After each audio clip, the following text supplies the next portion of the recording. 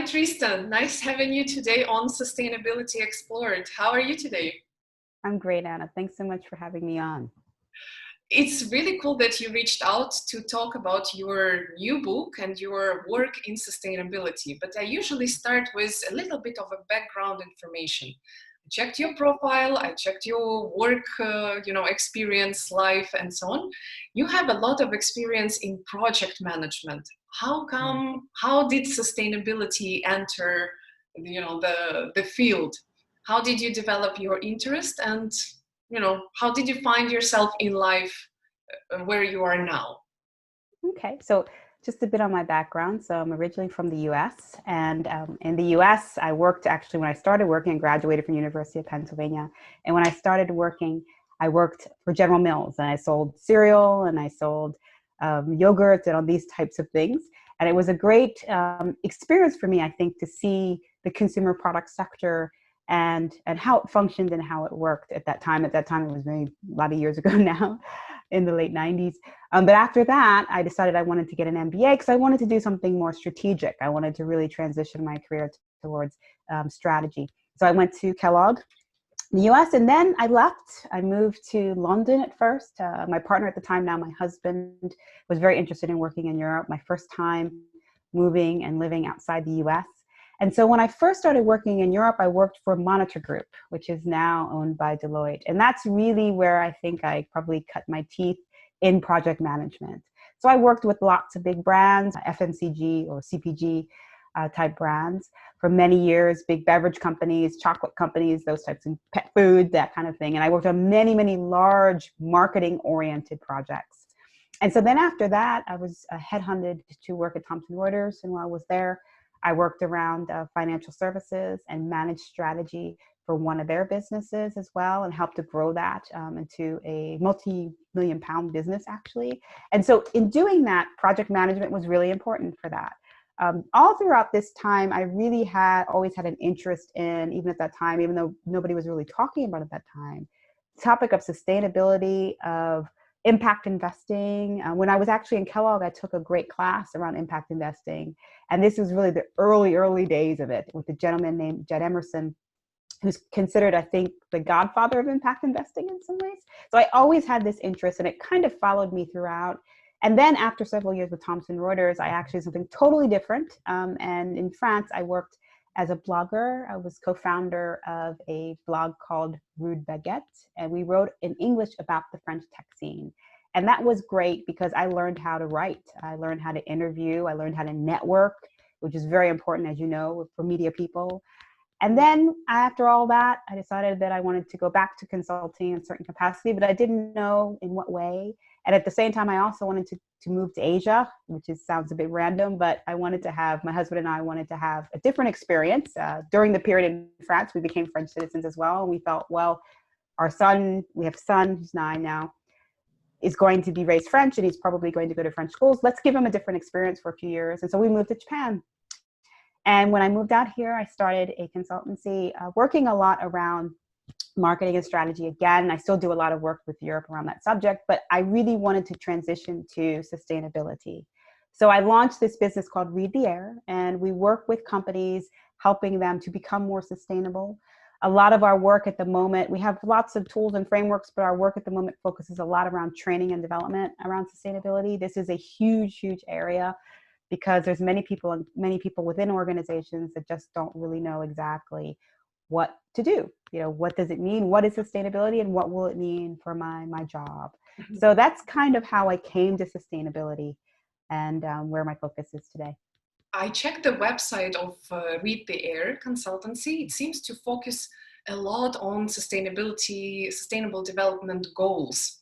Yes. Here's the question: how do the companies that you're working with sort of find you? And first of all, how do they define in themselves the necessity of integrating sustainable practices into their business operations? Or is there some magical force that pushes them, you have to do it this way or you will not exist? Does it have something to do with the lending or banking sector, or is it's just their own understanding? So It's interesting because the Sustainable Development Goals, I should say that 2 years, a little over 2 years ago now, when we founded this firm, my co-founder, his name is Donald Eubank, and we work on this firm very much in partnership together. At that time, the Sustainable Development Goals were definitely, I would say, were considered by many companies as the gold standard for sustainability, particularly here in Japan. I still think that companies feel that they're very important. And I should say that what they do really well is they give us a common language.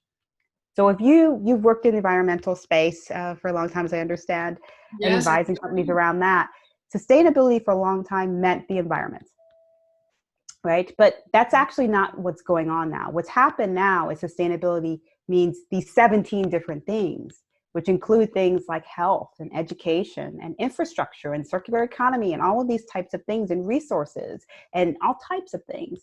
And so I would say that it's really been good in the sense that it's given us a common language and it's broadened our view quite a bit. In Japan in particular, people very much like the SDGs. And I think it's for that reason. It's also something that's validated by the UN, which is an institution that is seen very differently depending on where you are in the world.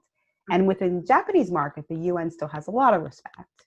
And people really like the idea that it's validated by the UN. So here you have this framework that the government tends to like in Japan, and businesses in Japan sometimes follow the lead of the government. It's also validated as well. So you'll see it, if you open any Japanese annual report, you'll see the SDG everywhere. Now, the question is, how much are people actually doing with it? Are they actually integrating it into what they do? And that, I would say, is largely not the case. So we actually did a study, I should say also for our book, my book, which is here, which just came out in the end of July. It's called Leading Sustainably, The Path to Sustainable Business and How the SDGs Changed Everything. And what we found is we actually did some research for the book looking at annual reports to say how many businesses, and this was a global study that we did, are businesses talking about the SDGs, talking about them in context of their strategy, actually putting in place some initiatives to address them, and fully integrating them into their operations and their strategy. And what we found is the discussion around the SDGs in light of one's strategy was quite high. So it was 50 some odd percent, 60 some odd percent. But those who are actually incorporating it in their strategy and operations, how they do business, which we could take it as a proxy for sustainable business, was around 25%. And there was another study done around this same time. I can't remember exactly who did it, but they found the exact same thing. So what we're finding globally, I'd say Japan, this is the case, but it's in the case of other regions as well. Most businesses are not really incorporating sustainability in what they do every day, day in and day out, how they make decisions, how they prioritize projects, what they decide to do and not to do. That is not generally the case. They usually start off very small, as you probably see in your work. Maybe they have one sustainable product line. Maybe they do a lot of reporting, right? This is another thing as well. We found for years, reporting on climate emissions, CO2 emissions, reporting on water usage, et cetera, talking about their CSR activities, their philanthropic activities. But in terms of how they actually make choices about their business, it's still not commonplace that sustainability is a part of that discussion. So I would say, how do they do it? For us, the first thing is really thinking about how they make decisions as a business. And are they actually including that in their criteria? I remember when I was working at Thomson Reuters, we actually had it was kind of a template, if you will, at the time, a Visual Basic template. And if you did any project, you had to put it through this template. And in that template, there's obviously at that time, this was years ago, there was nothing about sustainability, but in that template, which every business has, is sustainability even mentioned? I have clients, certainly in other parts of the world as well. I won't say who there are in which industries, but I don't really run across it very much. So trying to interject it more into conversation, interject it into how they make decisions about what products they put on the market. When they talk to consumers, how are they thinking about it? Are they asking consumers questions about sustainability? So I think that there's been a lot of great work around understanding what's going on, understanding the I'd say in terms of what the impact is of that business around things like CO2 emissions and water, a lot of the science around sustainability, but around business practice and how it works, I would say we're definitely not there yet. Right. Well, yes, you're totally right. Sustainability was almost like equal environment, but no, Yes. you have to include social aspect, you have to include communities, you have to include your employees and workers. And definitely this is a very broad, like a ball of things that have to be integrated here and there. And this is what I see. I see actions, scattered actions outside of a strategy, outside of a global understanding. Where are we going as a company? What do we want to achieve with this, let's just say, waste reduction? Yes. Sooner or later, someone will ask you about your, I don't know, packaging, about your CO2 emissions. Why even, I want to get to that COVID-19 kind of part of this year. Why were we doing business travel like crazy, Yes. crossing half of the globe just for one day meeting to sit at the table when Zoom and Skype are perfectly well for these purposes? I read yesterday that part of the funds that was allocated to climate adaptation and actions towards climate mitigation and reduction of CO2 and everything was pushed towards battling with COVID-19. And then there is now the news that we will not achieve the Sustainable Development Goals by 2030 as planned. So we only have 9 years left. What are your expectations? What do you think is gonna happen? Is it manageable, even the timeline? I would say no. There's a few reasons for that, right? I think that it was good. It's always good to have goals. And I think there's some organizations and institutions that absolutely will get there. And there's many that you probably know who are actually making pretty big steps towards becoming more sustainable organizations. But we have to remember as well that there has to be a general consensus around the world about doing this. And that's the first thing. So if you look at the political situation, for example, around the world, it's pretty much a mess, right? We don't have great consensus to move forwards towards this big goal of making sure that we achieve the goals, right? And we understand the different indicators within those goals, and we can basically measure our progress, and we can get there in terms of what the goals are for our specific markets and countries and regions. So at a country level, we don't have a great framework. I think that a lot of times in business, we like to think that we can do everything without government, but to be honest, businesses do a lot of things based on government, with government mandates, fines, problems that they might have from the government as a result of certain activities. So the government really needs to be there to help business to become a better actor, right? And I'm talking a lot about business because countries often don't hit these goals without cooperation and engagement of businesses. It's nearly impossible because they have such an impact on all of our lives. So I'd say one, we don't have the political situation, I think, necessary to hit the goals, unfortunately. Two, we don't have the right priorities around spending, what resources we do have available, right? So part of the reason that COVID is such a mess, or was such a problem for so many places, was that there wasn't the proper spending around decisions around where we put our money in society. We weren't focusing so much on those things. And because of that, we came up short. Many people died, many people have suffered, and will continue to do so. So I would say we're not really making good decisions. We're not making long-term decisions around where do we put the resources that we have. And then I think the third thing, which people really forget, is that even if the developed countries do everything right, so they meet the Paris Accords, we're just a small part of the world. And we have to make sure that people in other parts of the world can have growth and decent life without doing things that are detrimental to the planet and to society.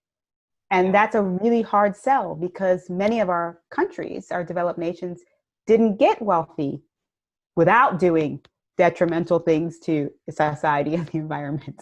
Yeah. So now we're telling these countries, you have to do better. And they're saying, well, how do we do better? And we haven't even really figured out how to do better, you know? And I think in many ways, a lot of these nations are already doing a lot of very sustainable things.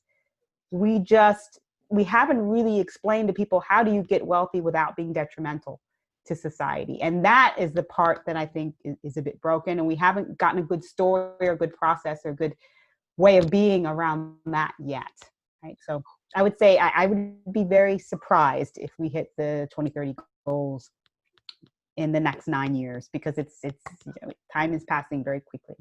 Whose job do you think it is to educate these people, the people in general, and to get them to implement the blueprints that is Sustainable Development Goals? So I think that we have different stakeholders, right? We have so many different actors and stakeholders in society. I think that I'll start with government. I mean, I think that they definitely have a responsibility to start thinking much more longer term. And I think we as voters and as citizens need to be voting for people and making sure our systems work in a way that enables longer term thinking. So there's a lot of reforms around government that need to happen. That's not my area of expertise, but it's pretty clear that if somebody's just concerned about winning the next election, they're not going to think about moving to complete electrical power off from renewable energy sources in 25 years. And how do we come up with a good plan to get there? I think the EU is trying to think about this. You know, the stimulus, for example, that's just been passed, and people have said that it's not large enough, but it does have a clear green mandate. We'll say green in the sense of sustainability. So I think there is a responsibility of governments. I think there's also a responsibility of people. We often think that somebody else is going to fix this problem, but actually it's going to have to be us. We're the ones who are going to have to vote a certain way. We're going to have to put pressure on companies.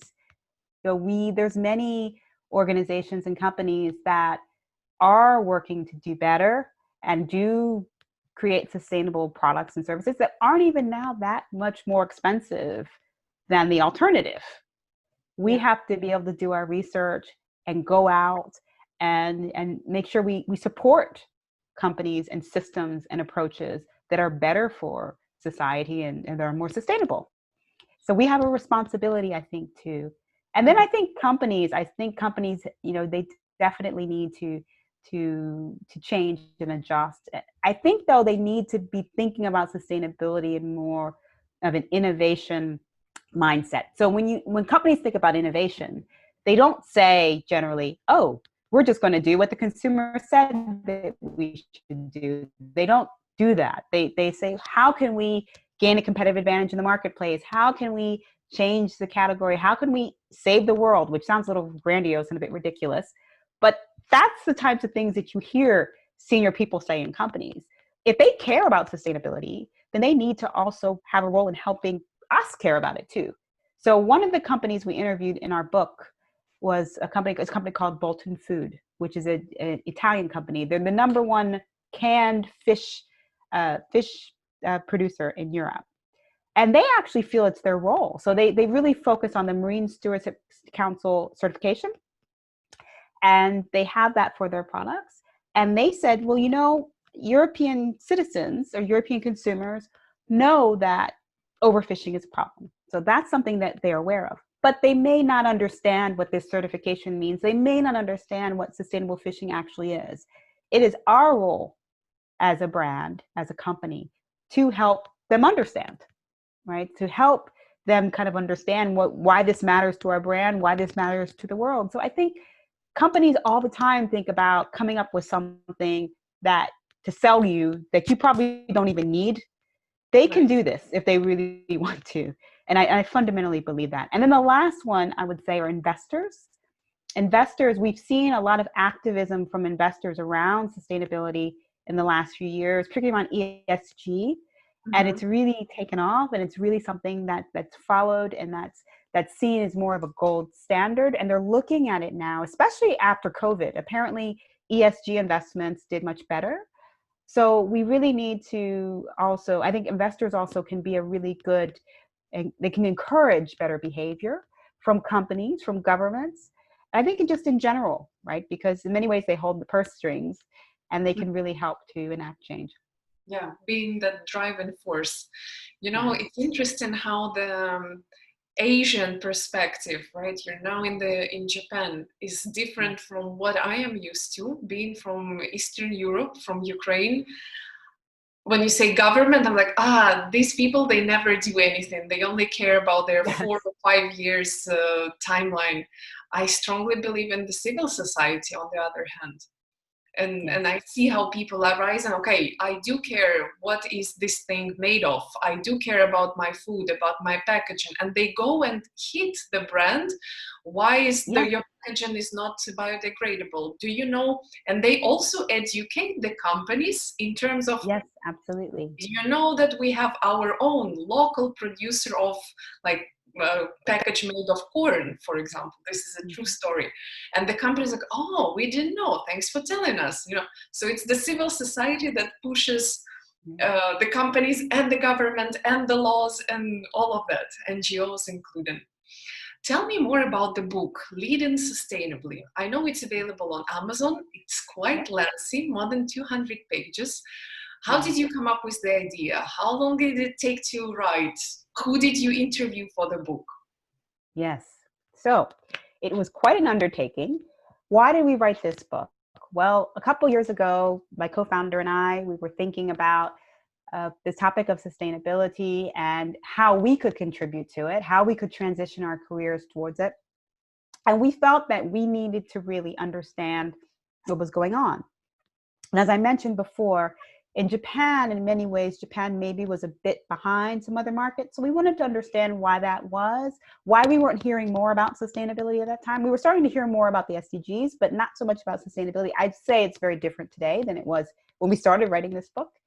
And so we said we would write a book. And we didn't think that anyone would actually speak to us, which was really funny because we said companies may not want to put themselves out there for potential criticism. And this is not a critical book. This is really a book written from, let me explain to you what's going on. It's written not so much for people like yourself, although we'd love for you to read it, Anna, but not so much for people who are experts, but for really for people who want to learn about this subject and see this coming more into their job and want to know what to do. So the book really starts out with the history. So how do we even get to this point? How did sustainability become even a topic of discussion over time? And so it talks a lot about the UN. It talks about the Millennium Development Goals initially, the Sustainable Development Goals. It talks about John Elkington's triple bottom line, the idea and theory, which completely is the foundation for so much of our work now around the world. Everybody's work in this field. It talked about a lot about the science that a lot of sustainability came from. And then it goes into things like understanding, okay, well, who are some of the pioneers in this space? So we actually we do two things. One, we talk about businesses that are sustainable, the Patagonias, the Ben and Jerry's, these types of companies, right? But we also talk about companies that are maybe a bit smaller who have really been sustainable from the start as well. And we have these profiles of them throughout the book. And they're from all over the world. So from Japan, from the US, from Israel, everywhere, because we wanted to really put the spotlight on companies that manage to be sustainable and also to be profitable. It is possible to do both. So we wanted to make sure people were aware of that. And then we go into things like sustainable finance and impact investing, really interesting space. Measurement, that's a huge, huge challenge. And it's actually a big barrier for people because people want to understand, okay, if we take an action, what is going to be the consequence of that action? And not just financially, but also in other parts of, in society. What's our impact on society? What's our impact on the environment? So there's all kinds of frameworks that are emerging. So we talk a lot about those frameworks in the book. We also talk about, for example, B Impact, B Labs, the B Corp certification, which is really growing in leaps and bounds as of late. And we're finding much larger companies that are focusing on those. And our perspective in the book is that certifications, whether they be EcoVadis or they be the ISO certifications or they be the B impact, et cetera, B Corp, that these are actually good things. And why are they good things? Because at least they get companies to have more transparency on what they're doing. They hold them to certain standards. It's really important for us to have standards. We have standards in accounting, right? We have standards in marketing. And there's things that we can say and we cannot say. We need to make sure we have good standards in this space too. And then in the book, we go into things like what companies can do. We have some frameworks around how companies tend to evolve through sustainability and some things they can do around the SDGs to put them into action. And then we have a really interesting part around industries, because our perspective is if one company changes, that's great. But if an industry changes, that's much better. And to actually have real change, we need to make sure that there's industry-wide initiatives and industries are starting to change. And that people are really looking at this as a competitive advantage. If I have a more sustainable business, I'm going to win out in some capacity in the long run. And we also talk about some other large companies too that have been interesting. Unilever a little bit. I think we talk a little bit about Danone in the book, which is doing really incredible things. So that's kind of the beginning to end overview of the book. How long did it take to write? 2 years. So in terms of times, it took we did the first interview was in July 2018, and it launched in July 2020. And it was quite interesting because we went back, I'd say at the end of 2019 through the spring to recheck everything. Because in that time, things change. So we had to go back to everyone and ask them, not so much to say, can we say this or not? That wasn't really so much the intention. It was in some cases, but what's going on, still correct. And we had really wonderful people who opened up to us. And we interviewed big companies like Coca-Cola, we interviewed HSBC, AXA, for example, Novo Nordisk, H&M, lots of large companies, and also, of course, smaller companies and startups. And Givaudan, another one, they were fascinating. And it's really great that we had this exposure to these companies. We're so grateful to be able to have the opportunity to at least dig into these companies a little bit and be able to hear from them what they're doing. Sounds like a great journey, like an adventure. About the certification you were mentioning, I recently recorded an interview with your US colleague, by the way, Pierre Servan, about ISO certification. And we touched the topic that there is little trust from the community, from people in general, to the certifications. What can you say about that? There is a way to kind of buy this certification, but then what's the point? How strict are the requirements, and how trustworthy B Corp, EcoVadis, or ISO are? Yeah, so I have some people that I know at some of these different organizations, and some of them certifications I know better than others. I would say that they all do different things. I think that's the first point. They're not all quite the same. So EcoVadis, for example, really interesting company. The thing that's interesting about them is that they are not a nonprofit. They are a for-profit organization that does certifications that started, I believe, 2008 or 2009. And they focus on supply chain. And I just feel that it's really important for businesses to have this information. I don't know if it's really so useful in terms of saying, yep, we have this certification. It's information that businesses need to understand what's going on, where is their risk, what are some things that they need to change, what are the consequences if they don't change them. I think that the way we're thinking about certifications, I think we're thinking about them more as a marketing tool, but for me, they should really be about organizations getting good information about what they're doing. Now, where the certifications maybe could do better is and maybe that's more our work, how do you fix, like you get a bad rating, how do you fix that? What does good look like? And I think the people that I've talked to in that sector who work in the ratings area, or the certification area, say that that's starting to be a question, right? So if you have a long, very complicated supply chain and you have 200 suppliers, you tell the suppliers, these are the standards you have to adhere to. The suppliers are maybe small company in India or in Sweden or in Mexico, do they even know what to do?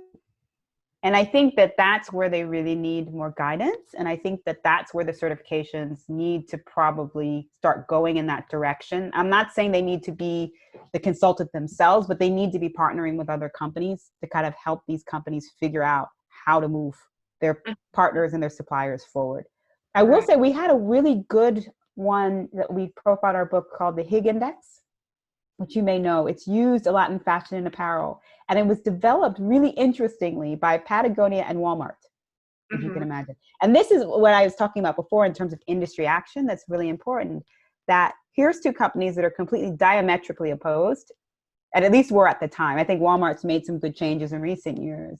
And they came together to say, we need to get contract manufacturing up to a better standard. And so the Higg Index, which was used pretty actively by one of the companies we profile in the book, Keen footwear company, it's a footwear company. They actually are working with their contract manufacturers to help them understand how they need to, what changes they might need to make. And Keen's a really interesting company, which is very different than most fashion and apparel companies, because I think something like 50% at least, or maybe 40 to 50% of their production is made in factories that they own. And the rest is outsourced. It may not be that high, but it's in that direction. The rest is outsourced to contract manufacturers. Most apparel companies, it's upwards of 99%. All of their production is made by contract manufacturers, but they actually keep a lot of it in-house. And the ones that are even their contract manufacturing partners, they work with them collaboratively to help them understand how to change. So although they may want them to get Higg certified, they're trying to help them understand what that actually means. So I would implore people to use it in a better way. B Corporation is another one, which is really interesting because anyone can actually use their tool on the website and they can figure out how well they're doing.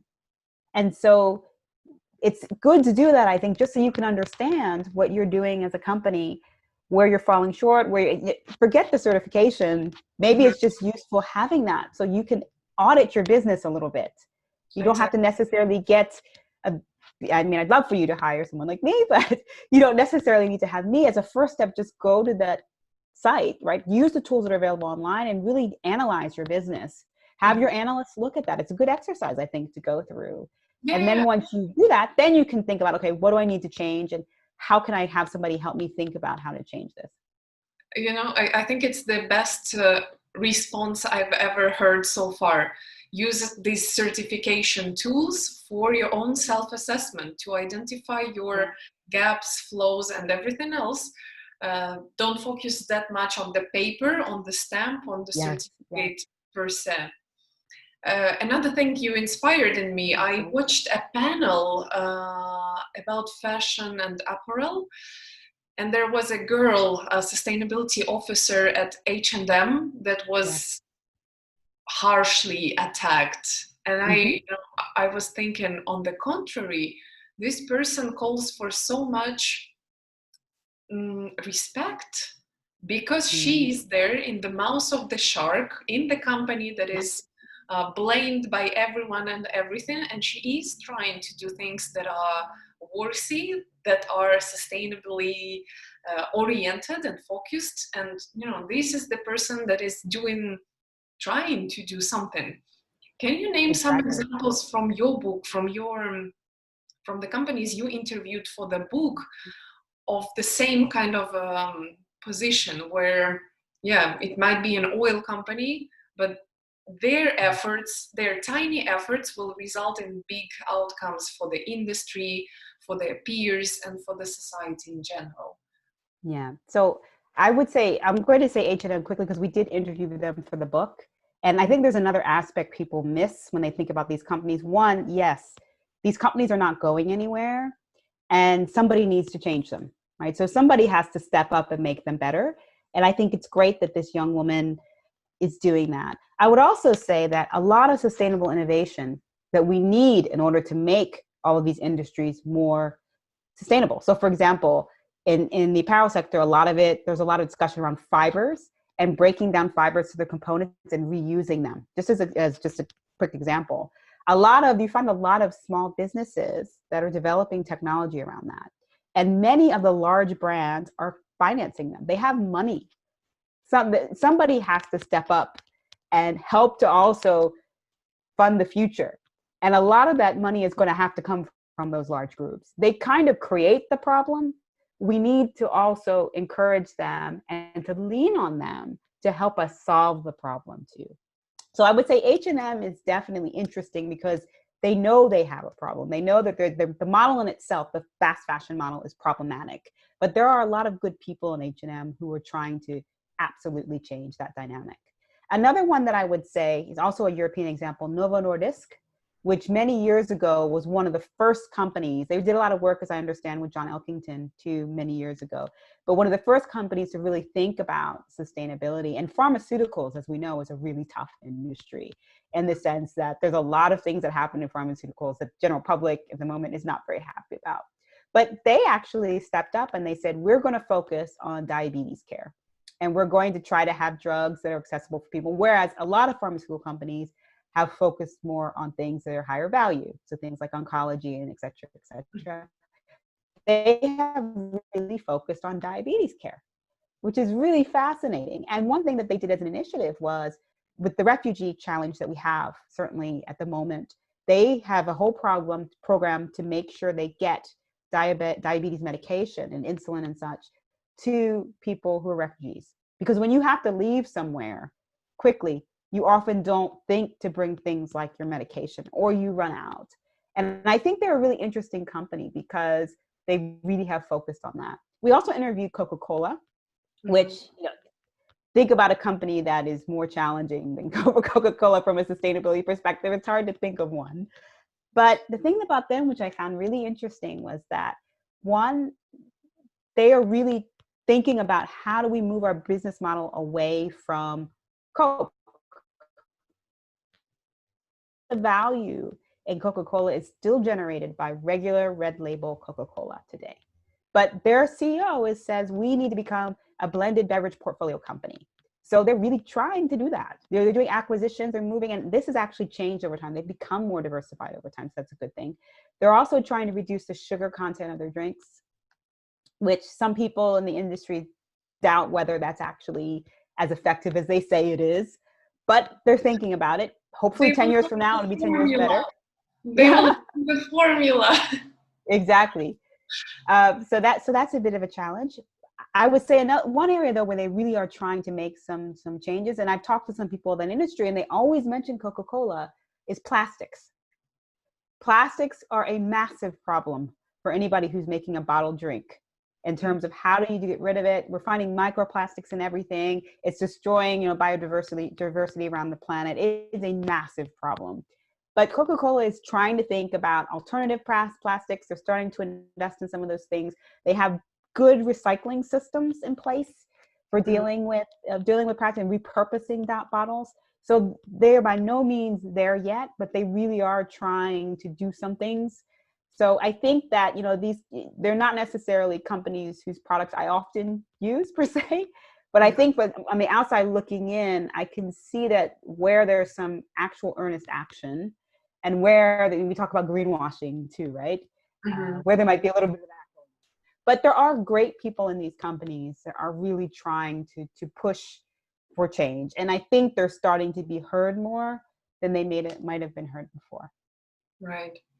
The book, Leading Sustainably, that you wrote, so finally it's for the companies. Is it companies for companies or companies talking about their sustainability efforts for their consumers and general public? Or is it It's more really like more company? It's a bit of a mix, right? So I think even a consumer would find it interesting to know what's going on with the brands that they use. I'd also say that, but it really was us asking them, well, what are you doing? What's working? What's not working? What more do you need to do? So one of the things, we had a lot of findings that we had from talking with people. One of them was that, which you probably know well, if you go into a company and you talk to this sustainability groups or teams, it's a tiny group of people. Yeah. I think people are forgetting this too. So companies have thousands of people 80,000, 100,000, 150. In Japan, they're even bigger, 250, 300,000 people. And there's maybe 10, 15, 25 sustainability people. There's just no way those 25 people are going to change an organization of 300,000 people. It is impossible. So either we scale up those departments, and a lot of companies are starting to look, we talked with Hilton, for example, and they're trying to do some of that, really get resources. The woman we talked to at that time, she's since moved on to another company now, but get more resources to have more sustainability professionals in the company to really help the different departments change. But also, I'll come back to training, which is kind of where we started a little bit. People need to be training their workers around this. Companies spend unbelievable amounts of money training people on things they could go to business school to get, right? Things like marketing or operations or accounting or finance, hours and hours and hours of training. They have to start training other employees on this topic. Not necessarily just the C-level people who go into an offsite and hear from some sustainability big thinker, but also the middle managers, the new people who are coming into the company. And lastly, I would say that a lot of companies also said they're starting to struggle with finding talent because a lot of young people say, we want to work for a company with purpose. And they have choices now. So when the markets are really good, they go to a startup. When the markets are really bad, they say, it's bad, I can't get a job with a big company. And they're angry because maybe they can't get a job with a big, so it doesn't really help. It's not like they're clamoring in a down market to work at a large company. So a lot of young people are saying, I want to work with a company with purpose, and I will not join any company. And HR managers, I talked to HR managers who said they're really starting to have challenges. They have young people who sit in interviews and say, what are you doing around sustainability? Do you care about these things, et cetera, et cetera. So I think the one thing that does give me hope is that younger people definitely have a different perspective on this problem. And they don't think that we have to live in a world where companies cannot be profitable and have purpose as well. Right. Yes, I heard about this research by Deloitte, if I'm not mistaken. 70% of millennials want to work in a company with purpose and mission. Exactly. And I hate to say I give away my age, but I'm not a millennial. I'm not a boomer, so that's I'm a Gen Z or Gen X person. And we're always, my generation is very much, we believe in our hearts, but our head sometimes pushes us in a different direction, right? We're definitely thinking about it, but it's hard for us. Whereas millennials and Gen Z are like, why should I have to sacrifice? I can just start my own thing. And that's another thing too. It's become much cheaper actually and more feasible for people to start companies, even consumer products companies, even sustainable fashion companies. The cost of production of things has come down a lot too. So people are really venturing into their own things, and that's great. And that's also putting a lot of pressure on big companies as well. I am a millennial. I was born in 1991, and I can judge by myself how I assess the situation, how I approach the things. I simply cannot do things that I don't understand the meaning of. Starting from the childhood, like literally my mom was trying to teach me to read, and I was like, what's the point? Yes. Like, what's the point if I'm not interested in the story? I know how to combine the alphabet together in phrases, in words and phrases, but you should read. Why? I don't understand. And I don't do things that I don't understand. Now that I grew up, even for money, I will not do things that don't matter to me, that don't mean. And I guess there are more and more of us now like that.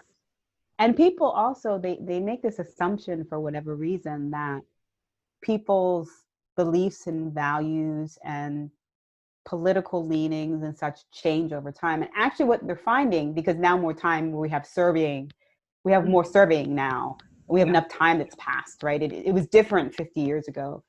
They're finding that people actually don't change that much. So I don't think we're going to be in a time where all of a sudden millennials are going to be like, oh, I don't care about this stuff. I don't care about the planet. That's not going to happen.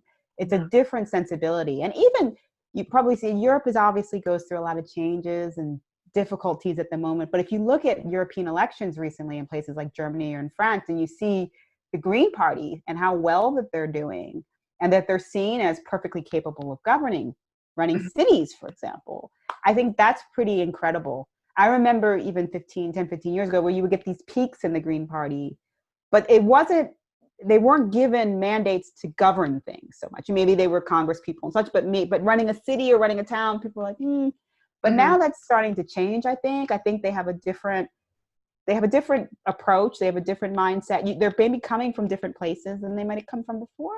Yeah. So I'm hopeful about that. I think that if there's going to be change, it's going to be because we now have generations of people who are going to come to power in the next 10 to 15 years who think very differently about these problems. Trista, for you, sustainability is a science or art? I think for me, it started as a science, but it has to be an art. And I say that because if you look at most disciplines, we say that we always make decisions based on data. Data informs our decisions, but at the end of the day, we take leaps of faith a lot in the business realm. And I think we need to take a leap of faith around this. And I think people need to believe the story. There needs to be narrative. The narrative is what changes people. It's what makes people believe. People are constantly talking about the Apple commercial from the 80s when that came out and how transformative that was. People never really bought Apples because of information or data or science. They bought Apples because of the story of Apple. And I think now, especially with Millennials and Gen Z, I think they believe much more in the story of sustainability and will passionately tell that story and passionately convince maybe other people to take certain initiatives in their companies or start new businesses and be able to tell a story around that business and how it's going to make an impact for the world. And it's still going to be a viable business. I think we forget this. It doesn't mean we have to sacrifice making some money. We may not necessarily make loads of it like we did before, but maybe that's not necessary, right? We don't do things anymore like use child labor, at least most parts of the world, right? We hope. We don't do things, we pollute, but unfortunately, but we don't pollute like maybe we used to pollute in the same way. So companies took responsible decisions around those things in the past. We can take responsible decisions around these things and have viable businesses as well. Totally. Time changes, the methods should change. And about the income, right? The profit that we are grabbing, depleting the resources. Well, certainly things have to change. Certainly. Absolutely. And also, I think we forget that over time, that will come back and hit companies too. Yeah. So you can't just pollute without cost at the end. Eventually, there usually is a cost. And what we're seeing now is we're seeing more litigation. We're seeing more people who are challenging companies. We're seeing people who are switching the products they buy. And they're losing consumers in some places because of this. They're moving to other brands. Look, for example, like at a company called Allbirds, which you might know, the footwear company. No. It's in the US, it's a big hit. I don't live in the US, and I don't have, but in researching this book, I ran across them. And, they focus on developing this completely sustainable shoe. And for sure, they're taking share from Nike, from Adidas, from some of these other companies as well. So I think we're starting to see some changes in terms of how people are buying and what they're choosing to support. And that's a good thing. Yeah, I pretty much love the approach of Patagonia in that regard. They came out and said, if you can not buy from us, please don't. Use your own stuff, use what you already have in your wardrobe. And people went crazy. They went like buying from Patagonia more than before. So it has some crazy effects. Yeah. Yes, but absolutely. See, this is what is happening. You come straightforwardly with an open heart and say, please think sustainably, act consciously, use what you already have in your wardrobe. And I think there is a moment of appreciation of the act of that by the company, that the society starts going mad about, maybe they will disappear, or are they closing their warehouses? So this is my last chance. So unfortunately. Absolutely. And with COVID now, I would say that a lot of the brands are certainly struggling. smaller brands tend to suffer more than larger ones. But hopefully that we'll get through this period and we'll have better companies, hopefully after this. We'll have to see. I'm hoping that that will be the case, but we'll see. To wrap it up, I usually ask my guests either to recommend a book or a movie or give a piece of advice. I will read your book, and I will recommend from myself, I will recommend the listeners of our podcast to read the book written by Trista Bridges and Donald Eubank called Leading Sustainably. How about you give us a piece of advice, Trista, to change it a little bit? Oh, around sustainability or? Yeah. Specifically? Okay. Okay, so I have two pieces of advice that I would give. So I would say that for people who are within companies starting to think about this topic, and maybe they have started to, but they haven't done much with it yet. Every company has a business planning process, and I would really encourage them to think about how do we incorporate questions and thinking around this in our business planning process, because if they don't do that, it will never turn up anywhere. Because every company does this, and this is about priorities for the business, right? Mm-hmm. So there are things that they could questions, just simple questions that are asked. We found a lot of companies that do this at the end of the process. So once they've gone through and they've developed the product, then they say, okay, what is the environmental impact? Is this affecting any communities in a negative way, et cetera, et cetera? That's entirely too late. So I encourage people to do that, because I think that will make a real difference. And that's just one thing, of course. And then I think on a personal level, I really would encourage people to start supporting smaller brands, start supporting sustainable brands. In Europe, you have many great supermarkets now, bio stores, we sell them in France, organic stores, sorry. Also buying direct, for example, from farms and from producers. You're finding more younger people going back to their roots and farming again. I think we just need to all be a bit more choiceful about this. And being in Japan, I will honestly say that I'm incredibly jealous of my compatriots and people in Europe, because there's so much of that. Here in Japan, it's an island, so much is imported in terms of food. It's really difficult, it's very expensive. So I think people have the ability to do that. They have the choice. Please do kind of just be a little bit more thoughtful about what you buy, and look for opportunities to really support, like you said, small local businesses and people who are doing things sustainably. Thank you so much, Trista. It was very nice having you today with us, learning from you. And I'm very much looking forward to reading your book. And this is what I wish for the listeners too. Thank you. Thank you so much, Anna. Ciao, ciao. Yeah.